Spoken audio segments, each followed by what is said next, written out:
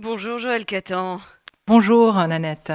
Parcours anonyme, c'est le titre de votre premier roman. Vous l'aviez signé à l'occasion du Salon du Livre. On a pris le temps pour en parler. J'aime bien que les choses se décantent après le salon. Ça nous donne l'occasion de revenir plus profondément sur un auteur et son premier ouvrage, là en l'occurrence. Alors vous êtes avocate et médiatrice et donc c'est votre premier roman. Qu'est-ce qui vous a donné envie d'écrire? Alors j'ai écrit Parcours anonyme avec le double objectif de raconter une histoire et de transmettre un message. Sur ce point, je pense que chaque histoire, chaque livre contient deux histoires à la fois. Celle qui est écrite par l'auteur et celle qui est Deux. perçue par les lecteurs. Mm. Parfois, les deux histoires sont similaires et parfois non. Mais je pense que ce n'est pas mauvais, bien au contraire, parce qu'un livre qui est C'est plus écrit... intéressant pour vous quand ce n'est pas du tout la même histoire qui est perçue.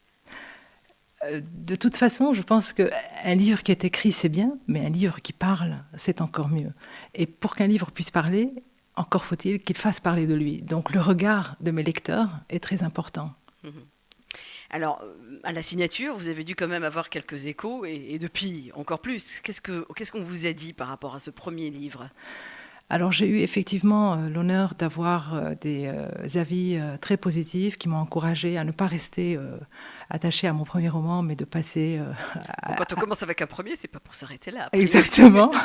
Mais bon, ce n'est pas quand même une activité principale à laquelle je me livre. Donc, il faut effectivement se lever à 4 heures du matin, il faut dormir à 1 heure du matin pour pouvoir rattraper tout. Donc, mais vous vivez en fait dans le livre parce que vous êtes quelque part guidé par vos personnages qui sont en train de vous entraîner dans une succession d'aventures sans pareil. Et vous sentez en fait tout à fait pas seul, mais entouré de tous ces personnages à la fois qui sont là et qui font en sorte de vous faire vivre de nouveaux moments, de nouvelles aventures.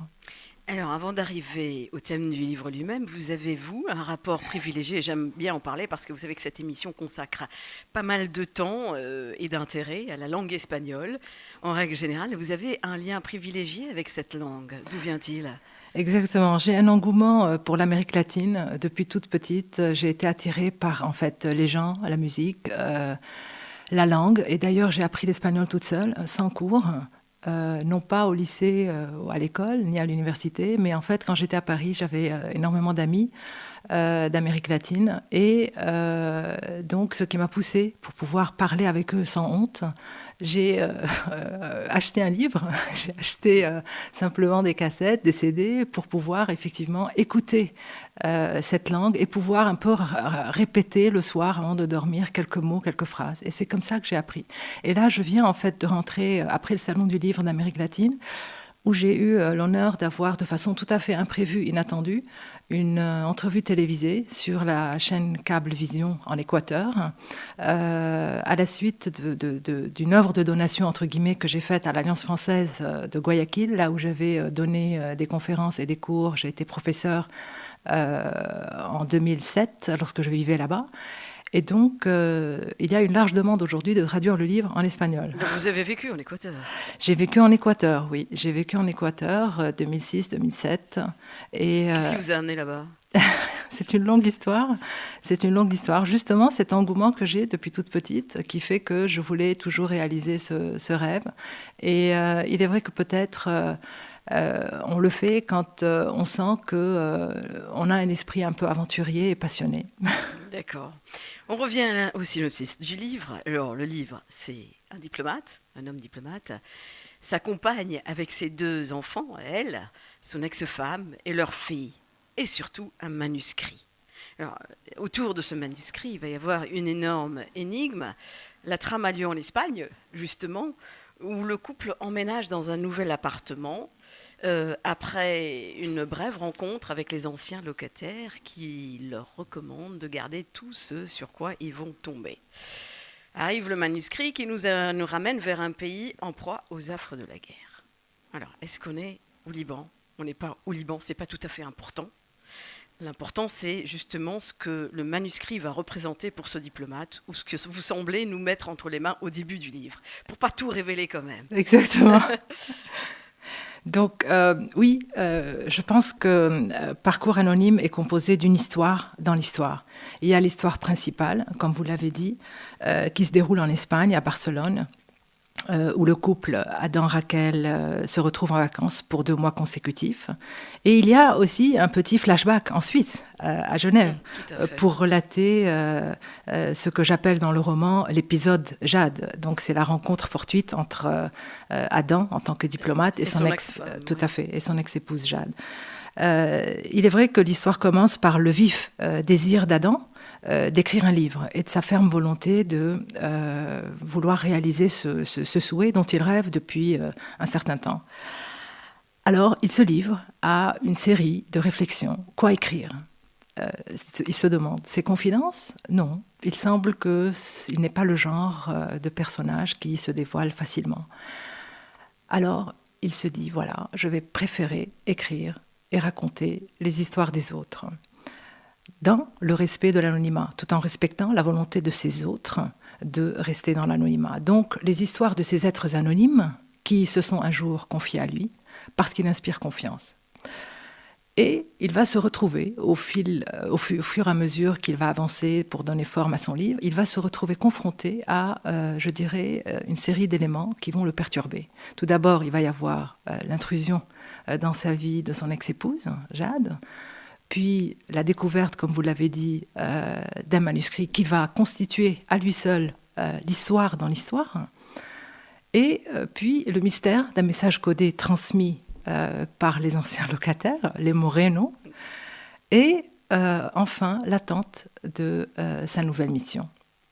Alors, sa nouvelle mission, justement, où le manuscrit intervient comme une légère mise en garde et qui installe une certaine crainte dans le couple par rapport à cette nouvelle destination qu'on devine tout à fait mouvementée. Tout à fait, tout à fait. D'ailleurs, le choix probablement d'un pays en guerre où le diplomate est censé aller donc exécuter sa mission et le manuscrit qui relate, je dirais, à la fois des péripéties, des aventures en temps de guerre, mais aussi et surtout des états d'âme, des réflexions sur la vision du monde, sur la vie en général, et surtout cet attachement à l'anonymat et au regard extérieur. Alors vous m'avez demandé, et vous avez en fait relevé le fait que le manuscrit ne relate aucun pays, ne révèle aucune nationalité, et c'est voulu certainement. Pourquoi? Parce qu'en fait, à mon avis, il faut savoir parfois placer une histoire au-dessus de son auteur, se mettre à l'écart pour mettre en relief des événements, des faits. Deuxièmement, je pense que c'est important aussi de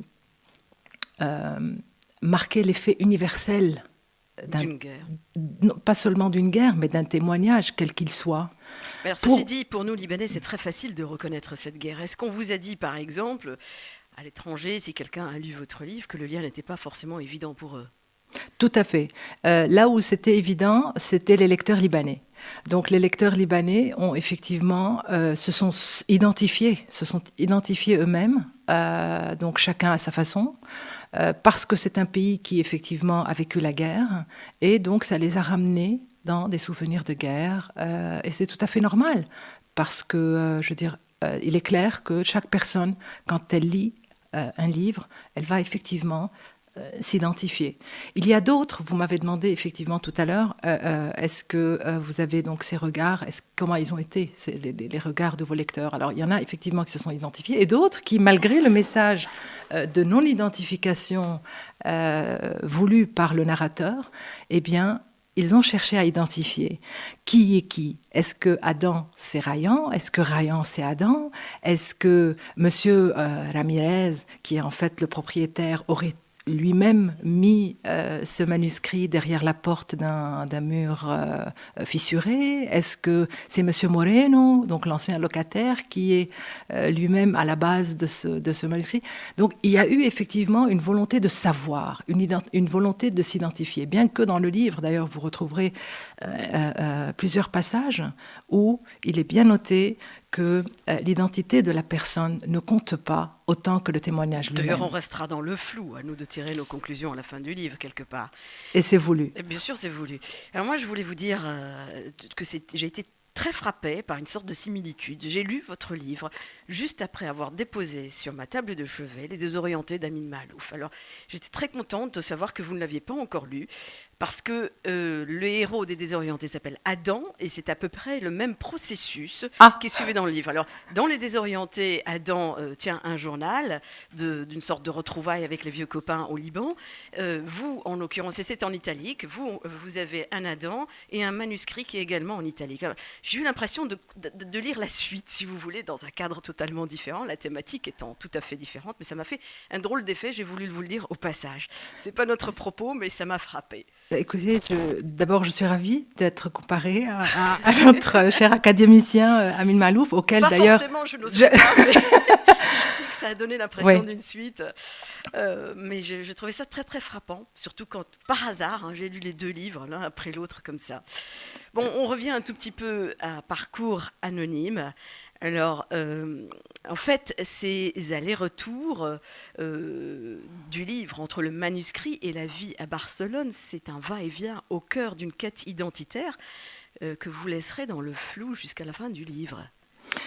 C'est vrai, parce qu'en fait, dans cette histoire principale, qui est donc l'histoire du diplomate qui souhaite écrire un livre et qui donc se retrouve à tous ces éléments perturbateurs, il y a une intrigue, il y a une énigme, du suspense, mais aussi et surtout cette série de réflexions, cette série d'émotions, de descriptions auxquelles se livre chacun de mes personnages à travers le regard de chacun de mes personnages envers lui-même et envers l'autre. Et sur des thèmes très variés qui ont trait notamment aux relations au sein du couple. Et certainement c'est voulu parce que l'approche dans ce livre est de mettre en relief une série d'interrogations à la fois sur le regard extérieur. Faut-il s'en méfier toujours? Est-ce que le regard extérieur est toujours subjectif, curieux, indiscret, malveillant, ou est-ce que le regard extérieur peut être parfois porteur? Et d'ailleurs, dans le livre, vous remarquerez, surtout à la fin, que ce regard extérieur qui va donc, auquel vont se livrer Adam, Rachel et Jade à la fin, va être très porteur, puisqu'il va mener le manuscrit, le faire entrer par deux grandes portes, que sont celles de la diplomatie. Adam va médiatiser le manuscrit dans le cadre de sa nouvelle mission, et la porte du cinéma, puisque Rachel, avec bien entendu l'accord d'Adam, va porter à l'écran le manuscrit. Alors, vous avez évoqué les relations humaines. Certes, on devait y arriver un peu plus tard, mais j'ai choisi un passage du livre que je voulais lire parce qu'il résume beaucoup des problématiques relationnelles de notre siècle. Et ça commence comme ça. Son expérience professionnelle, acquise au rythme des rivalités entre les individus qu'il rencontrait, de leurs manœuvres et parfois même de leurs trahisons, avait fini par susciter en lui, à titre personnel, un sentiment d'appréhension envers la nature humaine. Son contact quotidien avec leurs histoires avait déteint sur lui. Il s'appropriait leurs problèmes et imaginait se heurter aux mêmes querelles. La peur de subir à son tour les mêmes contrariétés et les mêmes déceptions l'avait poussé à rester distant dans ses relations personnelles. Il ne se sentait plus en confiance avec personne. Lorsqu'un jour il avait ressenti le besoin d'être lui-même pris en charge, il n'avait trouvé aucun secours. En dehors de son métier et avant de rencontrer Rachel, sa compagne, donc j'explique, il était en permanence confronté à un vide relationnel, social et émotionnel.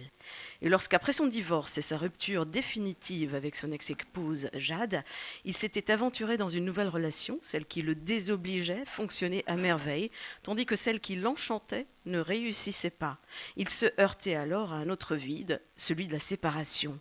C'est ce qui l'avait poussé aujourd'hui, à 37 ans, à s'éloigner des relations boiteuses et des amitiés forcées. Il était devenu son propre meilleur ami. Il se disait qu'il ne pouvait pas échapper à sa propre compagnie, alors que la vie pouvait le séparer de ses amis, parfois momentanément et d'autres fois pour toujours. Il était convaincu qu'il serait toujours, et quoi qu'il arrive, accompagné de sa propre personne, et qu'il lui fallait donc s'habituer à se suffire à lui-même. Son humeur et son goût de vivre ne devaient pas dépendre de l'attention que les autres voulaient bien lui accorder. Son regard sur lui-même était plus important que celui d'autrui. Il devait se sentir bien de l'intérieur, pour lui-même, et ne plus chercher à plaire à tout prix. Et c'est ainsi que petit à petit, Adam avait réussi à cultiver au fond de lui-même un bien-être permanent et à afficher vis-à-vis de son entourage une humeur constante de sérénité et d'allégresse. Son divorce à 33 ans l'avait suffisamment marqué aussi, même s'il ne s'agissait bien évidemment pas de sa première rupture, ce n'était qu'une déception de plus, voire un divorce supplémentaire. Alors c'est un constat, quand je vous lis là, qu'on fait tous à un certain âge, je dirais, que finalement, il faut absolument apprendre à être la meilleure compagnie pour soi-même. Mais c'est un triste bilan, ça. Peut-être, mais je pense que c'est la réalité. On peut se retrouver parfois entouré de plusieurs personnes, proches, pas proches, anonymes ou nommées. Mais quelque part, je pense que nous sommes toujours seuls, seuls à l'intérieur. Mais ce n'est pas mauvais. C'est une constatation peut-être réaliste, mais qui n'est pas tout à fait, je dirais, pessimiste. Je pense parfois que être seul, c'est être à la fois avec les autres, mais avec soi-même. Il ne s'agit pas d'une solitude imposée, mais d'une solitude que nous travaillons. Alors, est-ce que ça se travaille, ça, justement, cette harmonie avec soi-même? Alors justement, parmi le regard de certains de mes lecteurs, il y a eu des messages qui m'ont été transmis comme quoi Adam a voulu faire la paix et l'harmonie dans sa vie. Donc je pense que ce personnage est à la fois attaché à une discrétion absolue, qui peut-être est née de certaines déceptions de la vie, mais aussi bien sûr dans le roman pour créer également ce parallèle, je dirais, entre Ryan et Adam. Donc il y a ces êtres anonymes auxquels il cherche parfois à se confier. Et peut-être parfois il se méfie de certaines personnes qu'il connaît par peur de briser une amitié. Il ne se méfie pas de ces personnes par simple méfiance, mais pour ne pas briser. Quand on devient trop intime avec quelqu'un, on risque de briser une amitié. Alors que Ryan, dans son manuscrit, est plutôt du genre à rechercher le regard non pas de son entourage, encore une fois, un peu comme Adam, mais le regard extérieur, donc le regard provenant d'anonymes. Et là, le parallèle est intéressant, alors qu'Adam n'attend rien de ces êtres-là, donc anonymes, auxquels il souhaite simplement se confier, eh bien Ryan attend de ce regard extérieur beaucoup de choses. Il attend qu'il fasse en sorte d'élargir ce que j'appelle dans mon livre le cercle de la mémoire.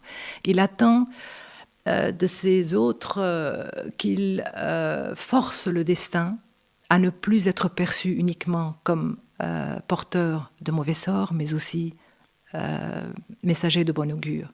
Il attend également de redonner à une histoire, à des faits, à des événements, oubliés à force d'être banalisés ou tombés dans l'oubli forcé parfois. Eh bien, il attend qu'il leur redonne l'ampleur et l'importance qu'ils méritent de façon tout à fait neutre et impartial. Alors, Joël Catan, dans Parcours anonyme, justement, vous venez de citer plusieurs fois Ryan. Ryan, c'est l'auteur du manuscrit. Exact. Et au début du livre, vous dites que clairement, c'est un enfant de 8 ans qui écrit ce manuscrit. On comprend très très vite que ce n'est pas tout à fait possible, vu le style. Et qu'est-ce que vous avez voulu faire, là ?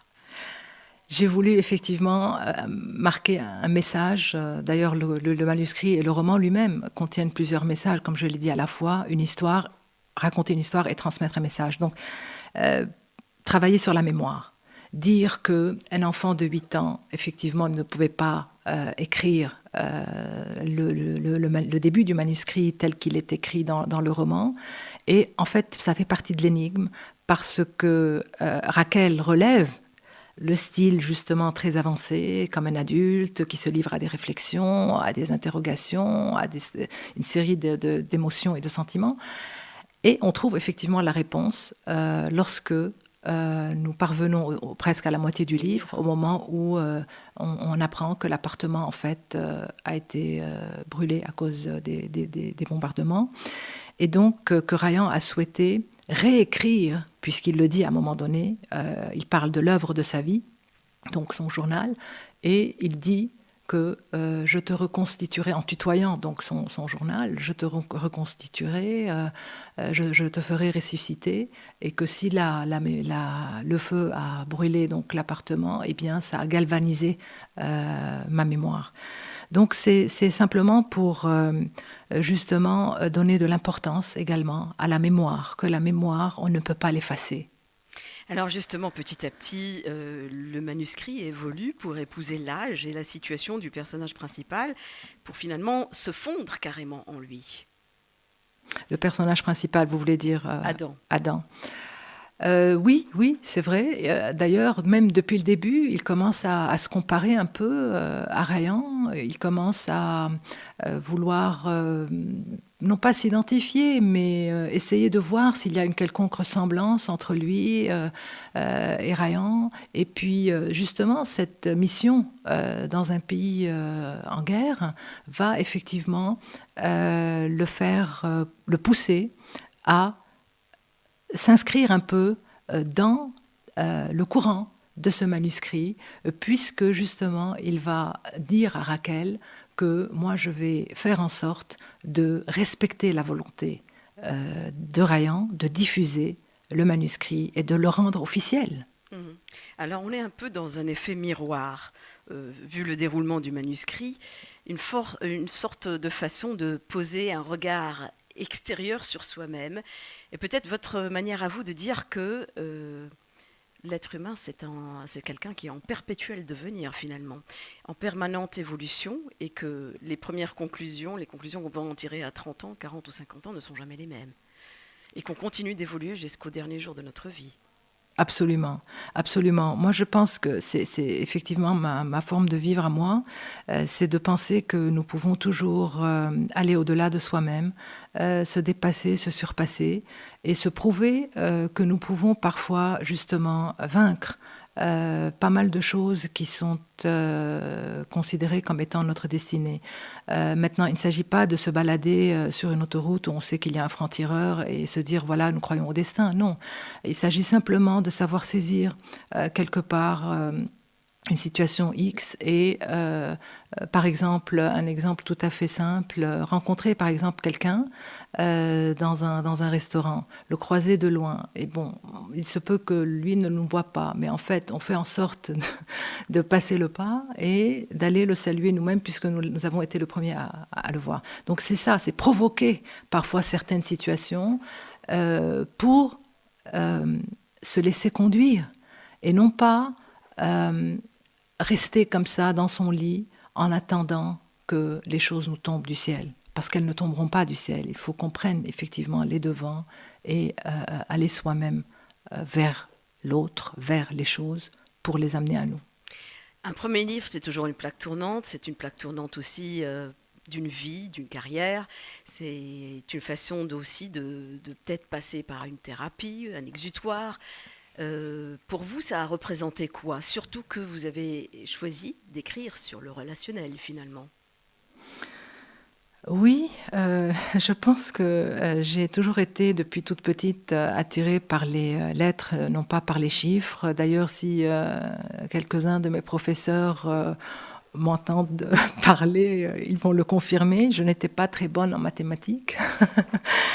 et, et c'est vrai que avoir la passion des mots, avoir la passion d'écrire est quelque chose de très intéressant.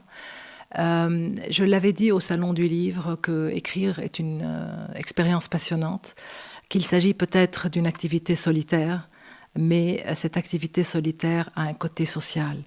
Pourquoi solitaire? Parce que nous nous retrouvons forcément seuls quand on écrit face à la page blanche. Mais cette activité solitaire a une connotation sociale parce qu'en écrivant, nous rencontrons plusieurs personnages à la fois. Ça, c'est si on publie en plus. Exactement, Après, exactement. s'il y en a qui écrivent et qui publient pas.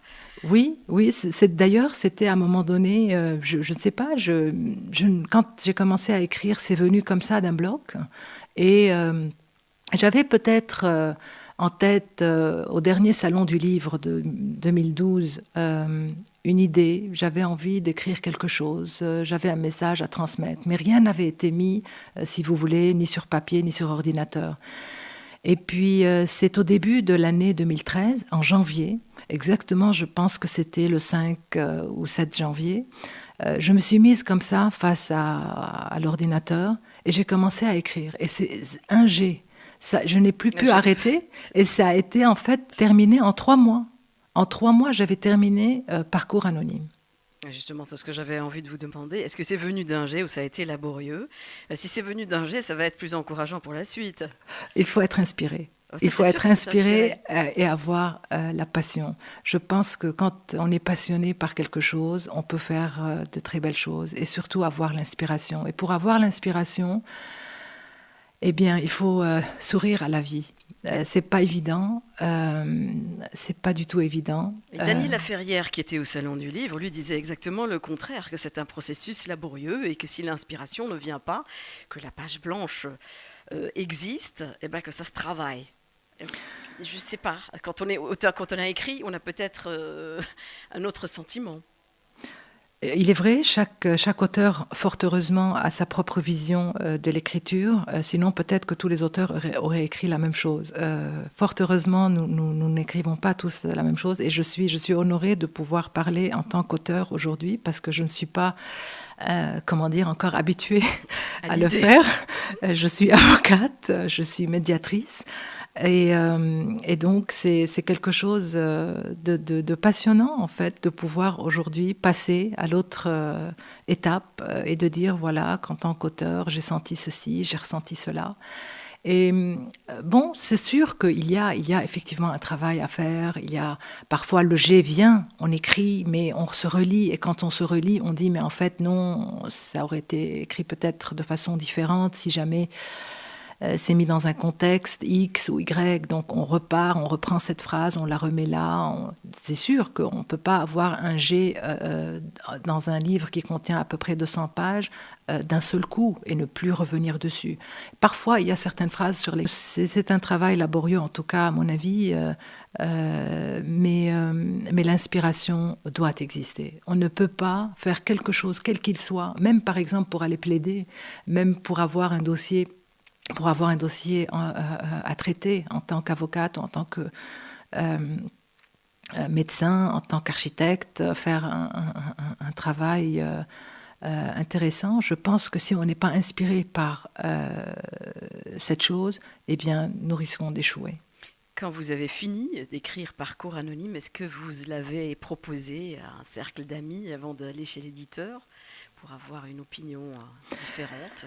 Alors, imaginez que non, étant donné que nous avons chacun notre amour-propre. Et je ne pensais pas avoir autant d'avis positifs de la part d'éditeurs. Et je ne pouvais pas accepter, donc dire à mon entourage, voilà, j'ai écrit un livre, alors que des avis négatifs peut-être auraient été... enfin, j'aurais reçu des avis négatifs. Donc, j'ai préféré attendre de recevoir des avis positifs avant de diffuser, je veux dire, le principe que j'avais écrit, et avant même de le reconnaître vis-à-vis de moi-même. Est-ce que vous l'aviez proposé à des éditeurs étrangers? À des éditeurs étrangers, non. Non. Donc je rappelle au passage que c'est publié quand même aux éditions d'Erham, on ne l'a pas dit. Exactement.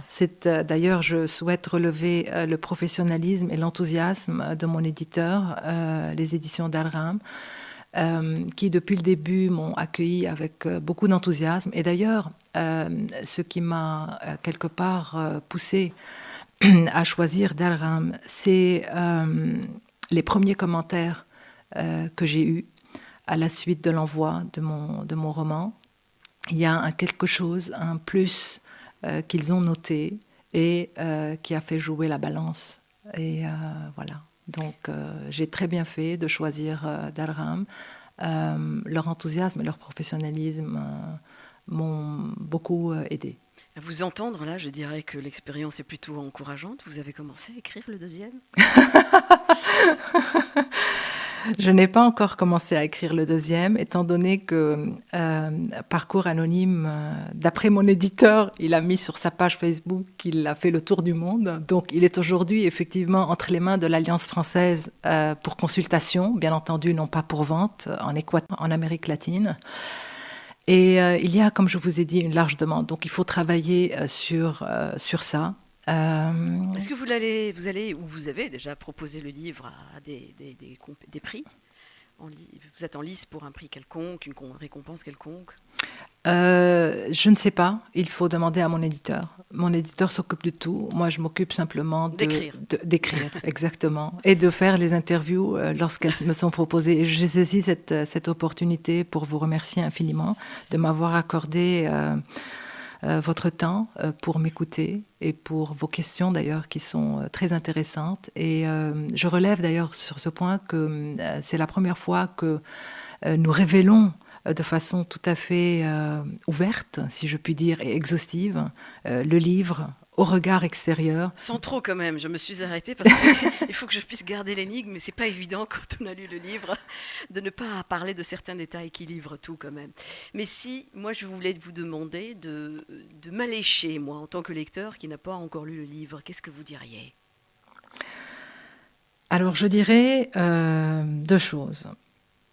Je dirais que Parcours Anonyme, à la base, contient une histoire dans l'histoire. Que l'histoire principale